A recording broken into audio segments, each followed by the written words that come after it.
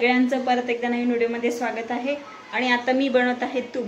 आपल्या गावाकडे तुम्हाला माहिती आहे कशा पद्धतीने तूप बनवलं जातं, ते रई वगैरे लावून किंवा आजकाल सगळ्या मुली मिक्सरमधून करून काढतात आणि आम्ही वेगळ्या पद्धतीने बनवतो। मी तुम्हाला दाखवते।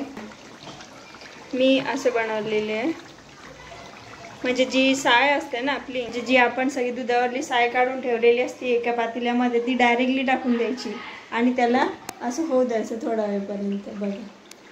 आणि कढईवर जाऊ नका प्लीज हां, कारण की कढई त्याच्यासाठीच असते, कारण की परत दुसरे भांडे घासायला खूप टाईम लागतो, त्यासाठी ती तुपाची कढई ॲक्च्युली।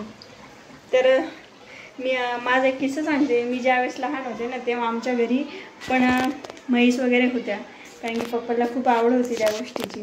मग काय मी लहान होते आणि सकाळी सकाळी मम्मी ताक बनवायची, ती रई असते ना मोठी, असं असं असं धरून ओढायची। त्या पद्धतीने मी खूप वेळा बनवलं माहिती आहे का, आणि खूप मजा यायची। ते दिवस नाही राहिले आणि मी मुंबईला आले तेव्हा माझ्या मिस्टरांनी सांगितलं, मी बनवलं असं तर मला जमलं नाही, पण माझ्या मिस्टरांनी सांगितलं की असं बनवायचं आहे, म्हणून मी आजकाल असंच बनवते। झालेलं आहे आणि याला मस्त चाळणीने गाळून काढलं एका डब्यामध्ये आणि मस्तपैकी दिसते तुम्हाला, एकदम पिवळसर तुपा झालेलं आहे आपलं, मस्तपैकी एक नंबर झालेलं आहे आणि त्याचा वास एक नंबरच आहे।